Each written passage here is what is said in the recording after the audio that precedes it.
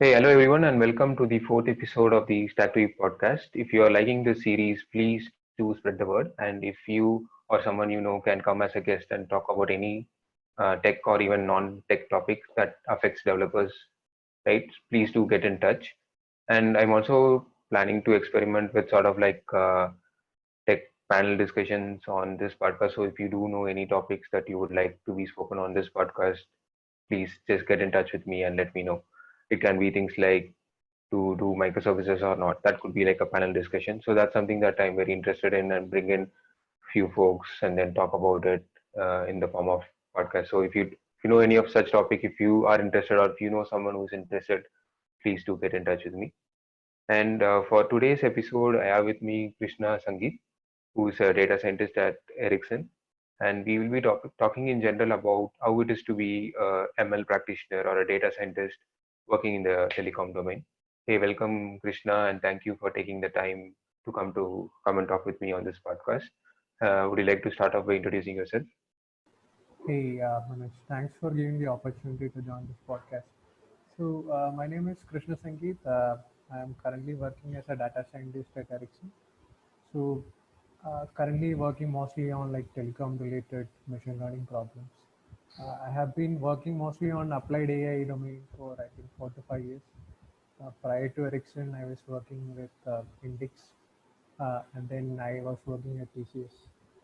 So that's my general experience. Hey, awesome. Thanks, Krishna, and welcome again. Would you like to, like, at a high level, talk about the general areas that you're working? I'm never worked in the telecom domain. So, what are the things that you're currently working on as a ML practitioner in your company right now? Telecom domain has been relatively, I would say, slow to embrace ML compared to, let's say, other domains like e-commerce or fintech or other industries. The kind of problem that I had been working on are mostly related to improving the stability or finding out some problems within a network as such. So I have worked on problems related to anomaly detection, problems related to improving a particular part in the packet core ecosystem and all that. So these have been broadly the two topics that I have worked on. One is anomaly detection, and another would be working on building a simulator that can actually generate some data for an internal machine learning system. Cool. I think a lot of machine learning folks do work in the area of anomaly detection, and in probably in payment domain, it is also like fraud detection and all that, right? So, when you mean anomaly detection, what is it about? Can you get into a bit of details on it?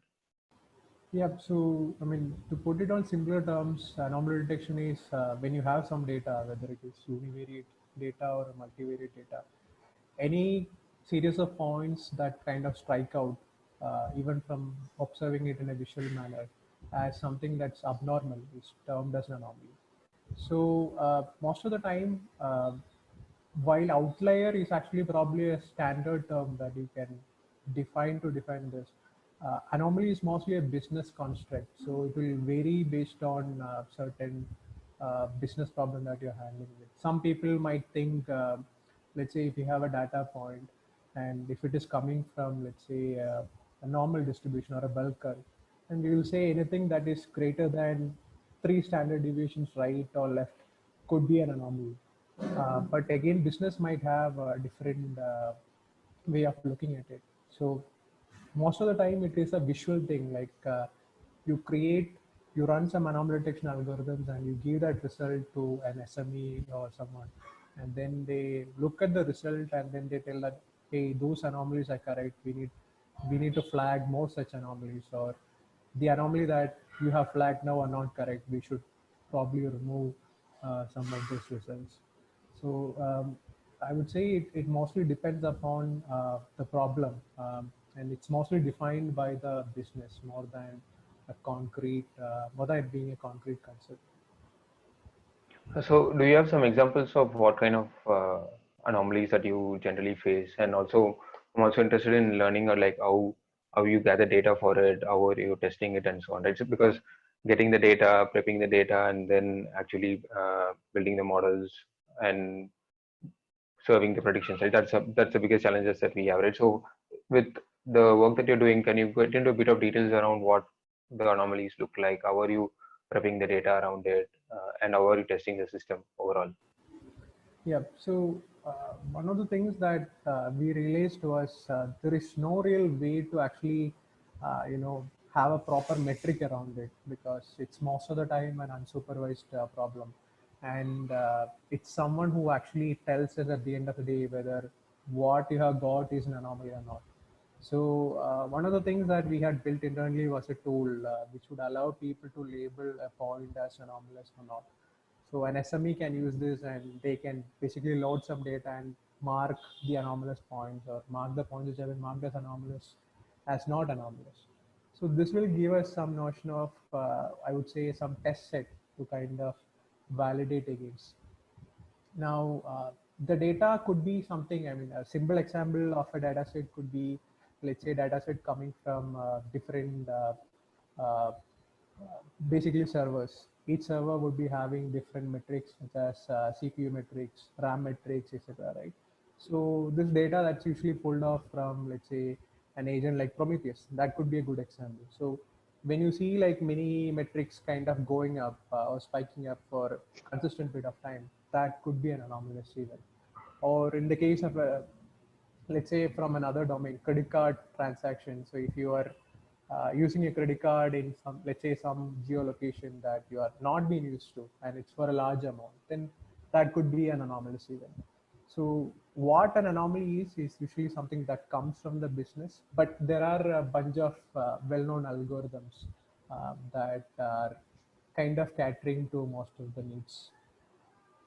All right. So you also mentioned simulator. I'm very interested to know what this simulator is all about and how it ties into your work with, and how it ties into machine learning as well. Could you get into a bit of detail on that? Yeah, so the reason for doing this was like we had a model, and this particular model would definitely have some form of a concept drift. So a concept drift would be when the model starts giving bad predictions, and then you have to retrain a model. So we wanted to build something which would identify, when this concept drift happens, you have to basically retrain the model. But the problem is with we don't have actual data where this concept drift is available or it has happened. So then what we realized is we can mimic the actual, since we got into the domain reasonably well, we can mimic probably aspects of the domain and then create a simulator that will actually generate the data for us. So we were in effect creating our own training data, and using this training data, we were trying to build the model which will actually detect the concept drift and all that. So here I think it ties back into the, most of machine learning when I look at it is all about, identifying the actual data generation process.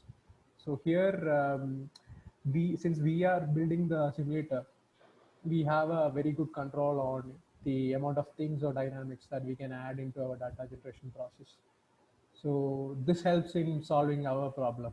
And here, I would say the data generation process is not fairly complicated, or it's something we can approximately simulate with reasonable good accuracy. Have there been cases where you simulated something but it turned out to be wrong in the real world? You did mention that it is sort of like a simpler situation to simulate, but have there been cases where it was identified, and how did you identify that and fix the problem? Yeah, so I mean, when the initial version of the simulator was written, I mean, we were not getting like really good results. So the way to fix it was probably like we are not understanding some key parts in the domain very well. So what we usually do is like there will be some kind of an SME who can explain like this is how the data in the real life would be. This is how probably the formula for calculating some of these variables would be, and then try to plug in as much as possible from the real world to the systems and then try to generate it. So it's a continuous process mostly. Cool. So ever since I knew that you're going to join Ericsson and a telecom company, right? So I've been very interested in talking to you about the whole buzz around 5G. So what does 5G mean to you? as someone working in the telecom domain and also more specifically as a data scientist, what are the opportunities for you with 5G, and is there anything that you're working on in the 5G domain right now? Yeah, so I think 5G is a great opportunity for, I think, not just people in the telecom domain, but everyone else. The sheer speed that you will get from a bandwidth perspective and the improvement that's going to happen in the general infrastructure, right? So I think it's going to have a massive impact. From a person who's working on a telecom company, the things that I am like most interested in is I think telecom in general has been relatively slow, like I told before, in adapting or using machine learning techniques. But with 5G now, we are actually having a component built into the packet core. It's called Network Data Analytic Function, NWDAF. So this is the component that will be like getting all the data from different components and doing analytics on top of it. So earlier, such a component was not really available in 4G or other technologies. So I would say that with the advent of 5G, you would start seeing like machine learning becoming a more of a first-class citizen in the telecom world.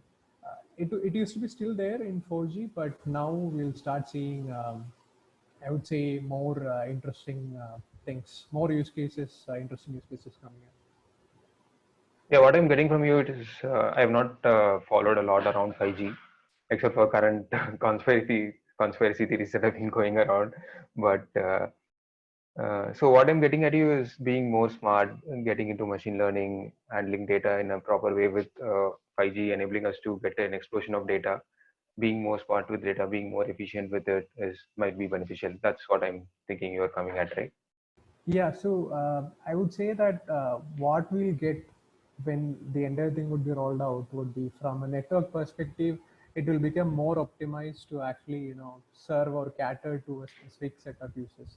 So there are ideas such as network slicing, which is like saying that we will always ensure that a particular person would always get X number of bandwidth or something like that. So it will really fuel use cases that are actually happening with respect to IoT, for instance, or virtual reality, augmented reality, etc. Anything use cases which are kind of like staying dormant because of that bandwidth not being available. I think that's really going to take up. And if you look at it, there are two main innovations happening. One is at the antenna side. So we are basically moving to a new particular area in the spectrum, right? So uh, it comes with its own challenges as well as advantages because you are going to basically able to pass more packets in each signal that you're passing in, but then the signals have like more attenuation now because it's in the microwave spectrum. So you need to put in more antennas. So that's the investment that is going to be needed from the telecos to actually make it happen. Also, there are many smart innovations happening at the back end. So it's a combination of innovations happening both in the hardware aspect as well as at the software aspect. So I think it will be very interesting once it is actually rolled out. Yeah, looks like we can look forward to a lot of nice applications based on 5G and also machine learning. So, if you were to give some advice to budding ML practitioners on how to keep up to date around things around IoT and whatever when 5G becomes mainstream, right? To make sure that they are ready for it, what would you give as an advice for them to be in touch with? Yeah, I think there will be lots of opportunities. For example, the DOT, I mean Department of Telecom India, they seems to be also very keen on trying to kind of create a spec for India, like how 5G should be there. So they're currently running, I think, a hackathon like specifically tailored to 5G. So I think there'll be many opportunities like that since we don't still know like how the 5G landscape in India would be. And this also I think will be a good opportunity for many startups or small companies to also come and play because there'll be many services that telcos would need, but I think most people might not be able to implement. So I think there'll be lots of opportunities by the way. Nice. So, Krishna, when you moved into the telecom domain, right? What does your learnings be like? What were your main challenges? I think This has become a common theme for me in my podcast, talking about the challenges and how people are tackling them, because that gives a lot of interesting answers around how people are doing, and that also serves as a good learning material for others also to understand what are the challenges when they get into a particular domain. So, what have your main challenges been, especially for you to evolve from a different sort of ML that you have been doing? If at all, even if it's different, in a lot of ways, I think the basics are going to be the same. But how has your evolution been going from? I think previously you were in the retail related domain, right, and then now going into the telecom domain, doing um, projects around that. So, how has your evolution been? What were your main challenges? How did you tackle them? And what are the still what are the open challenges that you face? I think the main challenge would be, I mean, access to data itself. Like I mean, when we say data, this is actually some data that's usually with some operator, right? And each operator would be having its own local regulations in the country and all that. So having access to good quality data is itself a challenge, which is why we had to kind of go for the route of simulation for one of the problems, because that data actually doesn't exist. And thing is, even if the data is available, it's usually of very poor quality most of the time. It's and it's probably kind of like a snapshot for a period of time, and there is no guarantee that the new model that you build would actually work for a different set of data, because we don't have access to that entire thing. So that's where I think it's very important that we have to kind of have more tooling around this kind of things. Like I think people are starting to realize this more and more, that machine learning is just probably a thin slice in your entire ecosystem. You need to have the other sets of tooling for deploying the model, for retraining, for having a model catalog and all those things. So I think these are challenges that I think all organizations are having. We are also having similar challenges. So then there is the general difference in the organizational setup also, right? Where earlier I was working in a startup where you kind of like push something to production or add features at a consistent pace. But here things move, I would say, slightly more slower, and there is a lot of consensus building that you have to do to kind of convince people. Those kind of things exist. But I think we had like relatively a couple of things which I was like reasonably proud was like we were able to get an inner source project, and kind of this idea of this anomaly detection. What we did was we kind of created an inner source project and made people from different sites to actually contribute to it, and kind of create it as a packageable Python library. So I think those kind of things are were like really the highlight of probably some of the work which I did. Well, thanks a lot, Krishna. And that's all I had as questions to you. Any closing thoughts from you? Yeah, nice to get an opportunity to speak, Manoj. So, yep, thank you. It was nice. Sure. Thanks a lot, Krishna, for taking time. Yeah. See you. Bye. Yep, see you.